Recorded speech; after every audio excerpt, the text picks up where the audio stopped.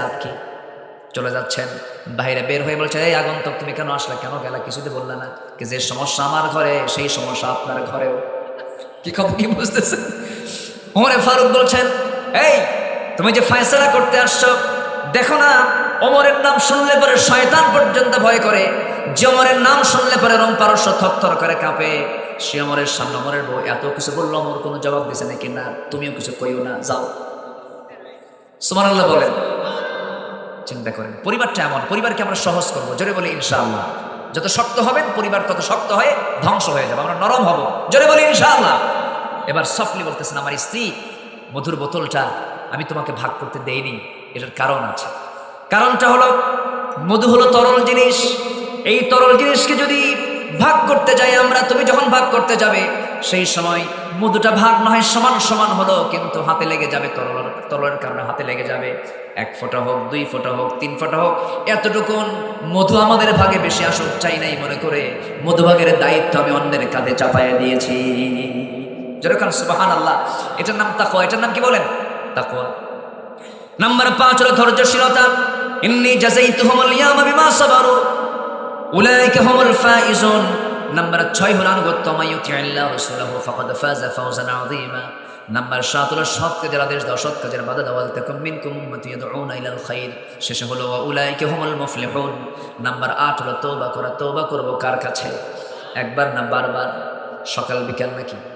না সকাল দুপুর বাদ যাবে? বারবার তওবা করব। কি বলেন বলেন বলেন বলেন, তওবা করব কি? আমার নবী 100 বারেরও বেশি বার তওবা করেছেন সারাদিন, যেরকম সুবহানাল্লাহ। তুবু ইলাল্লাহ ফাইন্না তুবু ফিল ইয়াউমি মিআত মাররা। আমার বন্ধুগণ, সর্বশেষ, অনেক লম্বা লম্বা কথা ছিল, সর্বশেষ হলো যারা প্রকৃত মুমিন হবে তারা সফল হবে। কাদ আফলাহাল মুমিনুন। মুমিনরা নামাজি হয় না বেনামাজি হয়? মুমিনরা ফাহিশা কথা বলে না ভালো কথা বলে? মুমিনরা সুদ খায় না জাকাত দেয়? বলেন বলেন বলেন বলেন বলেন। সুদ খায় না জাকাত দেয়? জাকাতের ফাংশন নিয়ে তারা থাকে, লজ্জাস্থানে হেফাজত করে, বউ সারা কারো কাছে যায় না, বউ সারা কারো কাছে যায় না, আকাম কুকাম করে বেড়ায় না, মোদের কাছে যায় না, ওয়াদা ঠিক রাখে, আমানত ঠিক রাখে। ওয়াল্লাযীনা হুম লিআমানাতিহিম ওয়া আহদিহিম রাউন। নাম্বার 7, সর্বশেষ 7 হলো নামাজ দেশের, নামাজ দেশে যারা নামাজের ব্যাপারে যত্নশীল হয়, আল্লাহ বলছেন উলাইকা হুমুল ওয়ারিসুন, আমি তাদেরকে জান্নাতুল ফিরদাউসের ওয়ারিস বানায় দেব। সুবহানাল্লাহ। আল্লাহ রাব্বুল আলামিন বলেন, ইন্নাল্লাযীনা ইয়াতলুনা কিতাবাল্লাহ ওয়া আকামুস সালাতা ওয়া আনফাকু মিম্মা রাযাকনাহুম সিররাও ওয়া আলানিয়াতান ইয়ারজুনা তিজারাতান লান তাবুর। জোরে বলুন আল্লাহু আকবার। আল্লাহ রাব্বুল আলামিন বলেন, আল্লাহর কালামকে যারা সুন্দর করে তেলাওয়াত করবে, সুন্দর করে বুঝে শোনা, যারা সুন্দর করে পড়বে, অর্থ সহ জানবে, এটা নিয়ে অনুসরণ করবে, এটা নিয়ে গবেষণা করবে, কিরাআত, তিলাওয়াত, দিরাসাত, তাদাব্বুর যারা করবে, এবং কোরআনকে মেনে যে বান্দা ব্যক্তি, সমাজ, রাষ্ট্র পর্যন্ত এটাকে প্রতিষ্ঠার জন্য চেষ্টা করবে। নাম্বার 2 হলো নামাজ কায়েমের সংগ্রাম যারা করবে। নাম্বার 3 হলো যারা আমার খুশির জন্য গোপনে প্রকাশ্যে যারা আমার পথে দান করবে। এই 3টা কাজে আল্লাহ রাব্বুল আলামিন কসম খেয়ে বলছেন, তিজারাতান লান তাবুর, কখনো তাদের কখনো লস হবে না। জোরে করুন সুবহানাল্লাহ। কার কথা? কয় কাজ? বলেন কয় কাজ? কয় কাজ? কয় কাজ? এর মধ্যে মনে হয় নামাজ নাই। আসতে বলবেন না, আছে না নাই?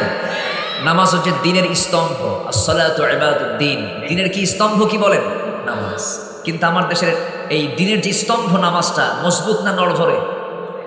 আসতে মজবুত না নড়ভরে? নড়ভরে স্তম্ভ যদি হয় তাহলে কি নড়ভরে এই ভিত দিয়ে কি জান্নাত পাওয়া যাবে? যাবে। নামাজ নাই, যাতে নামাজ পড়ে না। আমরা সফল হব, সফল হতেই হবে। জোরে বলি ইনশাআল্লাহ। আর জোরে বলি ইনশাআল্লাহ। 3 কাজ করবো। কয় কাজ? 3 কাজ। সুন্দর করে কোরআনটা পড়বো, জোরে বলি ইনশাআল্লাহ। নামাজ কায়েমের সংগ্রাম করবো, জোরে বলি ইনশাআল্লাহ। কিন্তু সফল হওয়ার জন্য কিছু শর্ত আছে।